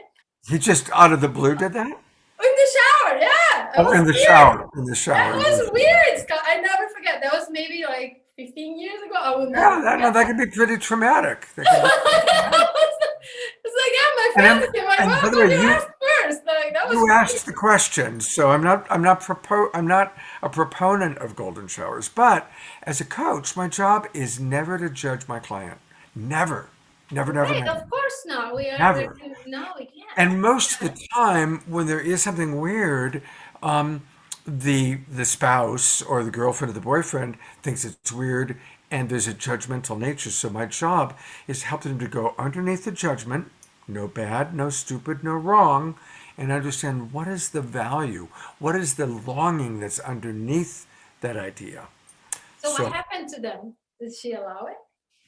Everybody wants to know. No. Did they stay together? no, I mean they're still together as far as I know. I haven't. This is a couple that I saw a while back. So as best as I know, they're still together. And who knows? Maybe she finally accepted it. But they did work on other forms of creative intimacy. They worked on finding other things to do together that uh, she had never done before, which got into particular styles of lovemaking. That's exciting. So thank you for that story. We needed a little laugh or something fun. So this is Tantra Lounge. For those of you that just got on the radio or TV now, this is Tantra Lounge, Sex Talk Radio, Sex Talk TV. This is where you create a love life you love. We are live on Jess TV, Jess FM, and ROKU TV in Italy and Canada. And for those of you on Facebook or other platforms, please share in groups, share with the people you love. And if you want to enter, I post on Instagram, I post on Facebook, the link to get to this meeting tonight. If you have a burning question about your sexuality, about your relationship, something that is going on for you, ask us anything. Like right now, you know that we have seen, at this point, right? With me, it's got like over 15 years doing this. We sometimes I go, okay, like, that was something that happens. Every now and then I go, okay, I heard it all, but then I go, oh, okay, now I did heard it all. We heard a lot. We've been through a lot, and we can help you, whatever it is. Don't be ashamed of asking the question. You can just post the question there or text us the question in the chat room, and then we will respond to you. Is there any question that we didn't ask you? There's a question that came in, but it is a little bit more. It's a little more serious, Kika. So okay, I just want to make it safe. The stuff. And the question is, if all you've experienced since childhood is abuse and trauma, it's not easy to love yourself. And Yes. so let's just take a breath. So thank you. That's a really courageous thing to put into the chat box. And yes, we want to make it fun, but we also want to take a moment to really breathe into that. That one's a hard one. If you've experienced What's in the since back of childhood trauma and abuse, it's hard to love yourself. And who in the path of an intimacy and love and relationship has not been hurt and scarred or have had not a traumatic experience, right? I'll let you get that one, and then I'll share a little story. Okay. So I guess what I'll start with is that it's important for us to find the balance of acknowledging the pain of our past and recognizing when we have what I call veils of past pain that are coming down to protect us. Because when we have been abused or traumatized, our reptile brain wants to protect us. And so when we think we're entering a situation similar to when we were abused, the cackles go up. And that can be a good thing to make sure we don't repeat abusive patterns. But it's also important to differentiate between our past and our present and our future. And because we've been hurt in the past, it doesn't automatically mean we're going to get hurt in present or future time. Really important. And to, again, work with a coach, work with a therapist, work with somebody on healing your past, learning how to honor and manage the wounds from the past, but not carrying the belief system into present time or future imagining that it's going to continue. And I'll say one last thing about it and then turn over to Kika. Oftentimes, if we had parents that were abusive or parents that didn't love us the way that every little child should be loved, we might form the belief system that that's the way the world is. That's just the way men are. That's just the way the world is. Or that's how the world treats me. And those belief systems can get ingrained as children, and then we're carrying it into adulthood. And that's where you really need to work with a good coach or a good therapist to help you go back and take a look at what beliefs you're carrying based on your pain so you can clear them. So I'll start there, and I'm going to turn over to my partner, Kika. Hello, Scott. So, hi. Is this a sister or brother that's going? It's a sister. It's a sister. So, sister, I've been there. I was molested as a child. I was abused. My mom was bipolar. I was molested by a family member, like two family members. I had abusive relationships at some point in my life. not until I went to a Tantra workshop and I started to understand that I was with a mindset of abuse, and abuse was all I knew. And not until a man held my heart and say, I'm going to heal your heart for all the times you felt not loved, not precious, not enough, and that you had been through. And I remember crying, and I remember that man's eyes until today. I remember, bless his heart, because he opened me to understand that was my perception, that they didn't need to be like that going forward. And that was huge for me. But even though I had that healing, it was a process. It was a process that, and I will tell you what, it's a process that is still unfolding. But today, the perception I have about the relationship and the manifestation that I have in my life after all the work I've done, and I done a lot, oh my God, years and years and years of different stuff, because I have this huge bag of tools to help people, but I help myself every time I got trained, right? And even though sometimes I have to tell myself, I am safe, I am okay.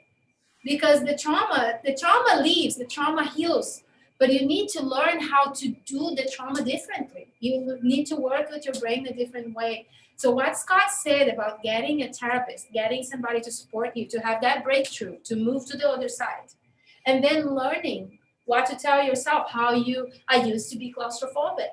So when I enter our elevator, I have some rituals. And because I've done those rituals so many times, now it doesn't bother me anymore. I go, but if I am hungry, tired, and lonely in a long trip, and I have to go to the bathroom, I have to say some things to myself. And then, so you can heal. You can overcome this. You are not going to be like this forever if you choose to make a change. If you decide that you want a different path. And I'm going to tell you what, and I know a lot of sisters feel that way. We all have been through some stuff in relationship, brothers too. But you can say, no more. I want a different life now. And what I want to say is that today, even though sometimes relationships begin and end, the reflection of the masculine into my life is a beautiful, healthy, masculine energy that comes as a support and as a friend and as a loving hand, helping me, holding me to my higher possibility. And that's what I experienced after I did this work. So for all of my sisters that feel that have been hurt or have been in the path of pain for too long, that is a way out. That is a possibility. You can heal. And the other side of this doesn't mean that life will be perfect. You're still going to feel pain, but it will be different because now you have the tools on how to deal with it, and you will manifest people more in your vibration, right? You will be able to see what is not love, what is abuse, and understand that. So I invite you to work with a coach that have been through the experience that can guide you to the other side. Me and Scott are here available for you every step of the way. Yeah, Scott. So we have 20 minutes left, and we talked about. I want to get to the juice of you, but I'm really excited because guys, I'm going to Brazil next week, and I have this retreat, and it's a week-long retreat, and this is the first retreat I'm doing in a long time. And you are invited to join me in paradise. And Scott's going to play a little video for you. Is that a good time to play now, Scott? Yep, I've got it all ready to go. This powerful healing and this powerful time, this is the time for you to go and actually escape. So I let you watch it.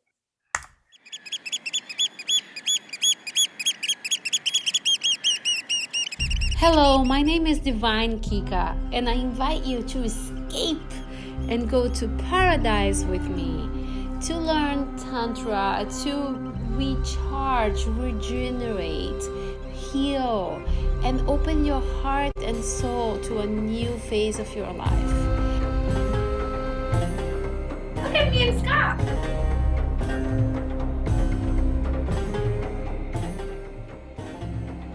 We will dive in learning and healing your heart, about your needs and desires. You will learn how to become a better lover, a better person, and feel good about yourself.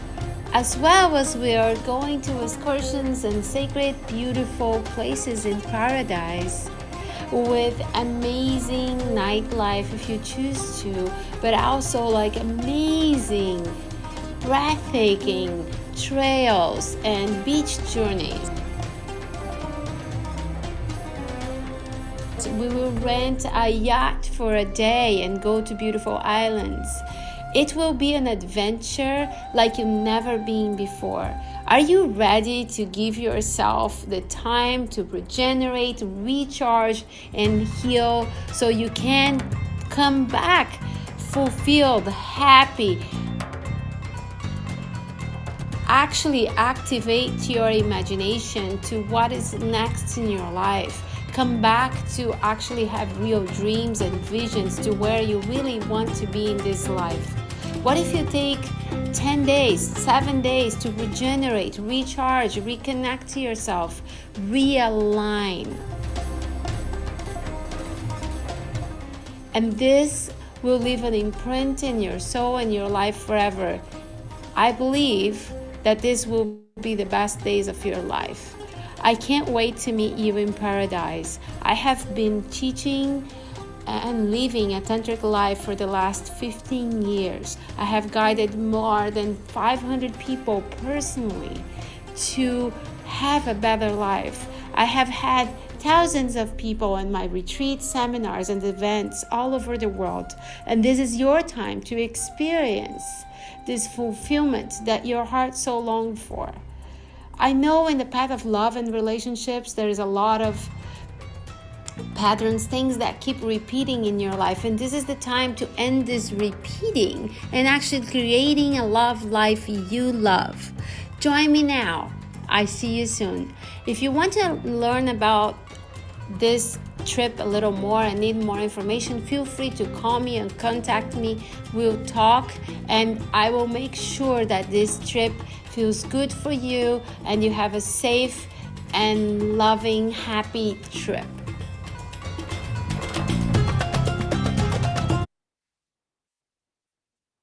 Thank you, Scott, for playing that. Awesome.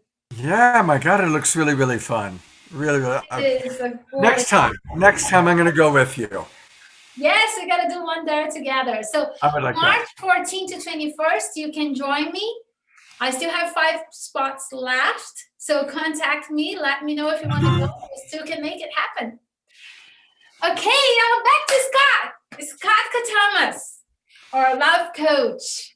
Scott has created this beautiful academy where he also trains coaches right now. Right. And it's incredible. The work, like it keep reverberating now that we're getting more and more people to learn. So if you want to be a love coach, do you want to tell us a little bit about your academy and the miracles it has been creating? It's so beautiful, the work you're doing. Thank you. Thank you. Well, it's called Love Coach Academy. You can go to lovecoachacademy.com and learn all about it. And really, we have a wonderful group of people, all ages, all cultures, and we share and exchange wisdom, knowledge. How do you handle this? How do you handle that kind of client? And I train people in the tools that I've learned, which are emotional intelligence skill building, nonviolent communication, also known as compassionate communication, and neurolinguistic programming. So I kind of combine those, the best of those tools, into my training, into my courses. And I'll be starting another course in April. So you can just go to Love Coach Academy and learn all about that. And on a miracle level, Kika, you know, the greatest miracle is learning to love ourselves. And then the more we learn to love ourselves, then we can really love others. And really, almost everything that we teach through Love Coach Academy, through Kika and Divine Kika and Tantra Lounge are ways to authentically love ourselves more fully. To accept ourselves, we all want to be accepted. We all want to be cared for. We all want to be well loved.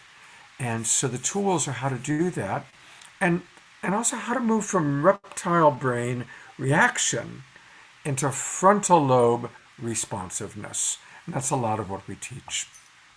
Would you like to talk a little bit about that? That's such a beautiful teaching of yours. I love when you explain that. Like, how do we move from crazy mode? Like, how do we go from crazy to actually clear and speaking from this calm. My relationships, they say it's more of a trap if I get really calm and centered, then it's like if I'm mad, it's easier. If I'm calm and centered, then it's just like serious. Yeah. Well, let me start by telling a beautiful story. It's a short story. And it's about the Dalai Lama.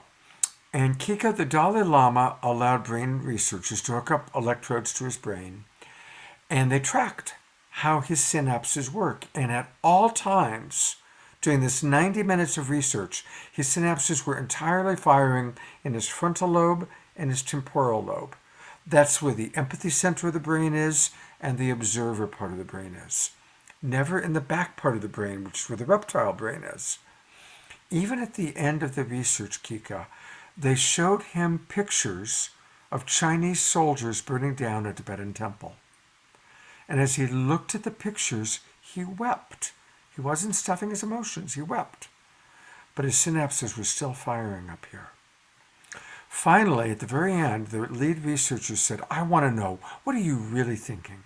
What are you really feeling when you think about Chinese soldiers raping Tibetan women or even murdering Tibetan people? What goes on for you? The Dalai Lama got very quiet. He wept, but the synapses continued to fire here. And he said, it reminds me that I must pray equally for the Chinese as I do for my Tibetan people. Now, that story is the answer to your question. It's the movement of the human species is we're moving from survival to thriving, from reaction to responsiveness. And we do that by learning to slow down, feel our feelings, feel our emotions, give ourselves that empathy, and then think about the other person. Well, that doesn't mean we condone violence. It doesn't mean we condone hurtful behavior. But we pull back enough, and from the observer and empathy part of the brain, look at the big picture. And so that's where we're moving as a species. Now, it's much easier said than done, but it starts by slowing down, controlling ourselves, not jumping right into reaction, but slowing down and, like Kika said, bringing it back to ourselves. What's going on with me? What am I telling myself? What am I feeling? What am I needing? The majority of the time we fight with someone, it's because we are interpreting what they have said or done or not said or done as an attack.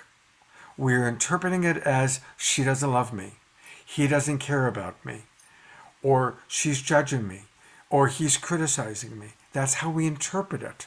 And then our reptile brain takes over, we go into defending ourselves, and the next thing you know, you got two people that are in reaction. I'm just feeling so much gratitude for you, because these very teachings were such a gift in my life. And I experienced the gifts you're talking about to be able to do these things to you. Because I don't know, was that 15 years ago when we were teaching together around North California. And then those teachings really, so I invite you to learn compassionate communication with Scott. Is master communicator, and it changes your life in a beautiful way.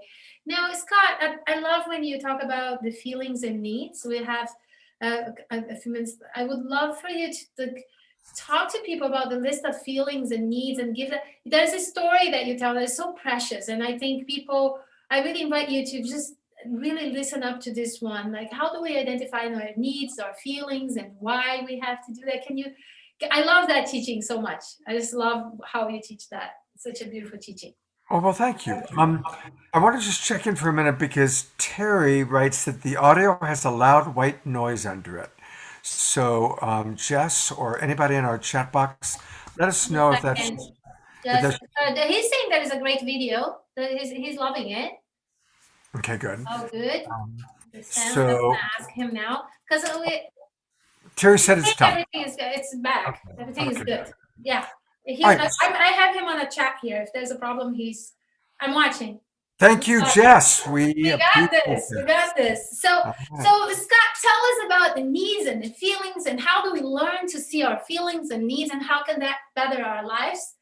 And if you are at home now, really open your heart. This is something that if you actually get this can change the tone of all your relationships forever. All right. So there are our thoughts.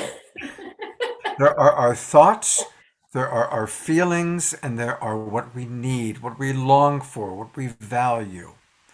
When we get into trouble in a relationship, it's because we are focusing too much on our thoughts. We're letting our mind run. It's what I was saying before, with interpretations and reactive thinking. All right. So what we want to do is we want to learn how to differentiate between our thoughts, which are highly suspect. Our thoughts are filled with projection, inaccurate assumptions. Our thoughts are usually not the full picture, and they're almost rarely the truth. What's always true is what we're feeling in the moment and what we need, what we long for. So let's say that Kika and I have a date to connect, and she's 30 minutes late. And my mind starts going into, she doesn't care about me, she doesn't respect me. Those are all thoughts that may or may not be true. What is true is I'm feeling concerned, I'm feeling confused, where's Kika? And I'm needing reassurance that everything's okay, and I'm needing connection. Now that's what's real. Not that she doesn't respect me, not that she doesn't love me, not that she doesn't care me. That's all. No, but I am concerned. I'm wondering. I'm curious, and I'm longing for those things. So learning how to not stay stuck in our judgments, our projections, but to drop into what am I really feeling? I'm scared. I'm concerned. I'm nervous. I'm confused. That's vulnerable. Notice how vulnerable all those feelings are. And if we can claim the vulnerability of that. So when Kika does show up, it's the difference between, well, obviously you don't care about me because you're 30 minutes late. That's not going to create connection. But I go, wow, I'm really glad to see you. And honestly, I got really scared and I'm just confused because I thought we were meeting at 8 o'clock and now it's 8:30. And I'm wanting to know, is everything okay? Do you really care about me? What happened? I'm like curious as opposed to projecting judgment on her. I'm curious and I'm vulnerably sharing with her what went on for me. And that's where she goes, oh, baby, I just got lost in traffic. I'm so sorry. I do care about you. I do love you. Don't worry about it. Right? But if I come at her with a lot of judgment, she's going to go into defending herself, and I'm not going to get the care and the understanding that I'm seeking in the first place. So there's an example. And Divine Kika, how's that land for you? That's it. That's what I want people to get, that understanding, like that you need to understand first what you're feeling, like you're teaching, and then like what are you needing, and then how can you make a clear request, right? Like that. This is so fundamental, and that those lists that we used to share in our workshops would be so nice to share. Here's one of them. So this is so beautiful. If you can download this. They can download this in your website, Scott? Yeah, if people go to Love Coach Academy, let people see the list. That was really good that people see it. Okay, so I'll bring it back up. If you go to Love Coach Academy and just click about, it'll say LCA Docs, Love Coach Academy, LCA Docs, and we've got 40 different documents there, and this is called the List of Universal Human Needs. And I'll just read some of the basic categories: security, freedom, relaxation, connection, affection, understanding, community. These are some of the categories of universal human needs. And here's the thing. Everything you will ever do in your life is an attempt to get one or more of these needs met. So the way that we can understand ourselves or understand another is not by asking prosecutorial questions, but asking, what are you needing right now? What am I needing right now? Going back to Kika being late example, maybe Kika's needing to know that I still love her and I'm not going to judge her. Maybe she's needing safety. And maybe I'm needing reassurance. Right? I was on time, by the way. This was just, I she see was you on time. justify. Just kidding. This is just a fantasy I know. example. Yeah. So this list, like Scott used to share, we shared in our little workshops that we used to do before. I still share this with my students. I think it's fundamental that you understand the list of feelings and needs, and go to Scott's website and download those. It's such a fundamental change in your life. I love that Scott brought that, and that we can learn how to, what are we feeling, what are we needing. It's something that I still teach that, thanks to you. See, you changed me. And that is important for us. And so if you're at home, download that. What is your website, Scott, again? LoveCoachAcademy.com. LoveCoachAcademy.com. Very easy. Go and download those. Now, Scott, is that a message that you want to give? Because I know a lot of people are feeling lonely. They might be in a relationship and feeling lonely, or they feel like they're not finding the relationship they need, right? Like, and a lot of people are feeling pain and disconnect and the uncertainty. This is times of uncertainty. And we need to feel certainty. We need to feel uncertainty. We need to feel important. We need to feel loved. And we need to feel all these things, right? And we need to have this sense of actually contribution. All of those are important needs. But these times of uncertainty has gone so long that our need for security, safety, and knowing the future has become really strong. Yeah. Yeah. And then this very important thing. So what is a message that you would like to give to the people that are at home, and they I don't like to say hopeless, but I think some people are feeling that way, or people that are, because and then again, like, we navigate through these things. You might feel a little bit hopeless now, and you might feel excited later. Yeah. It's like, what is the message that you would like to give to them tonight, for them?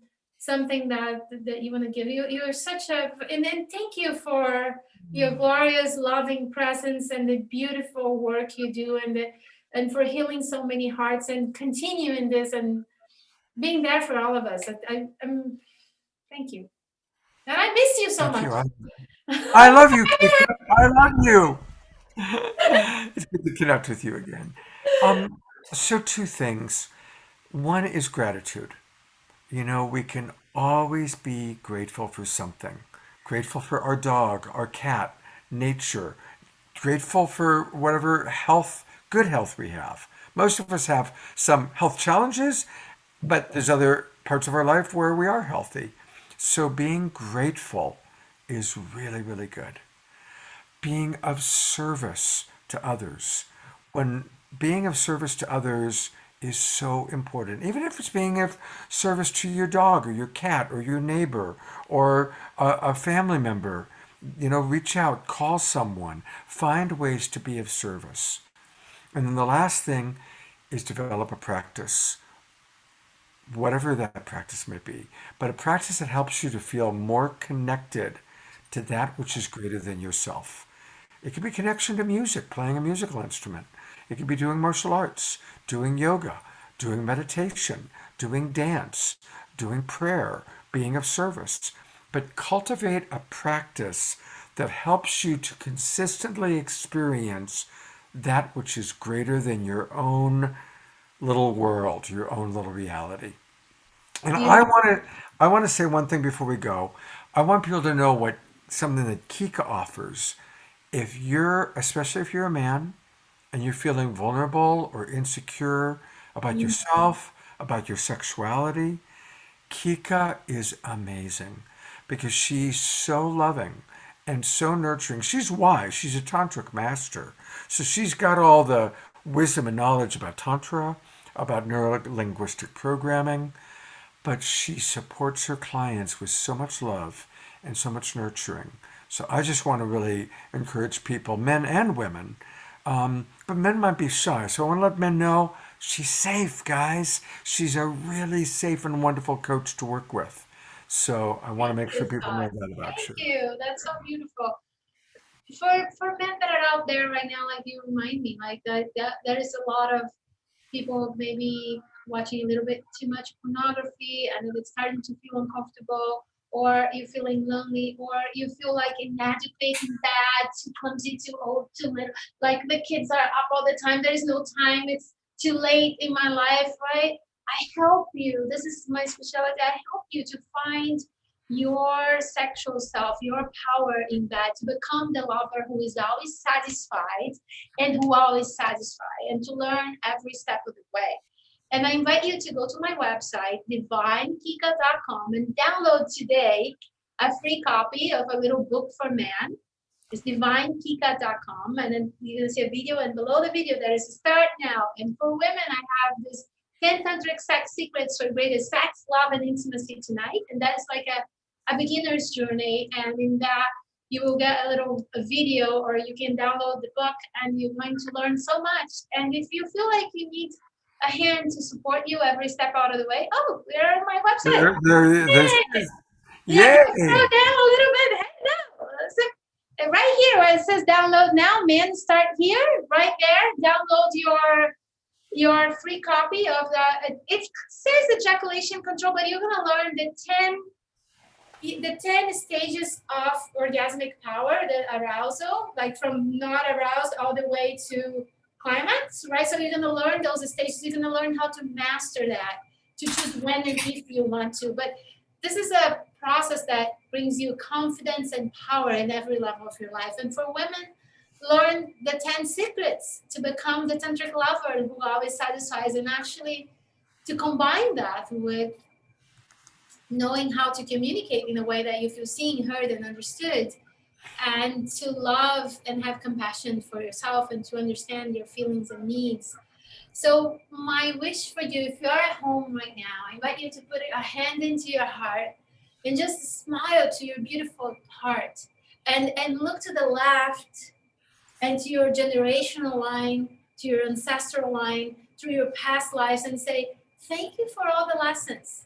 Thank you for all that I've learned. I choose now a beautiful, bright, light, new future for me. And I thank you for the wisdom. And now I choose to create a new life for me. And that choice right there. And it comes now with that smile in your heart. And remember that in this moment, right now, everything is okay. In this moment, everything's perfect for you. And smile into your heart, into your capacity to go through that beautiful journey that you went, and through this beautiful journey that is coming up for you. And trusting that is something beyond us, that is something above us, that is watching us all, and that is showering us with love. Are you allowing yourself to receive the love that is being mailing? Send it. There is love sent to you every day by people, ideas, things. That the love comes to you every day. Are you allowing yourself to drink, eat, receive, really have this love that comes to you every day? Sometimes just look at the sky, look at the stars, look at the moon, and just feel it. So I'm loving you right now. I'm loving Scott. Scott, I think this is the first of many things we're going to do together again.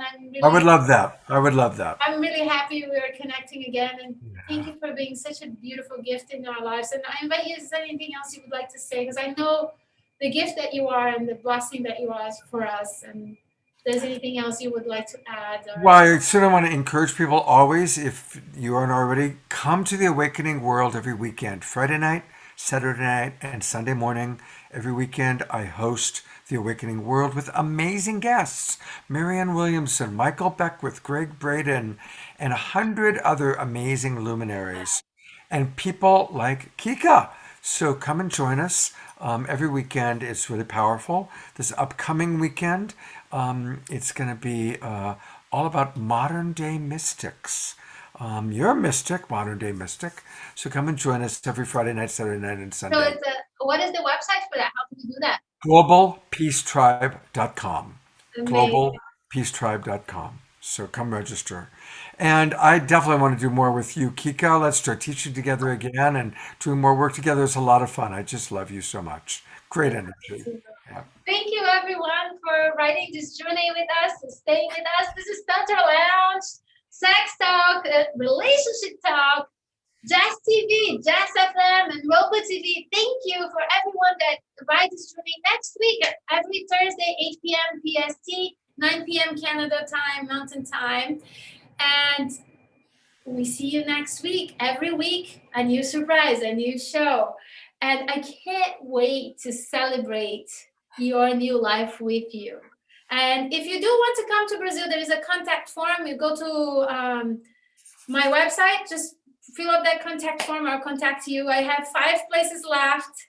And I can't wait to see you in Paradise. And I can't wait to see you in Tantra Lounge next week. And I will be watching the how do you call it? The Awakening World.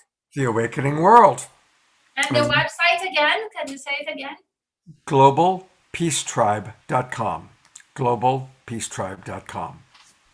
This is Tantra Lounge. Create a love life you love. Thank you. Good night, everybody.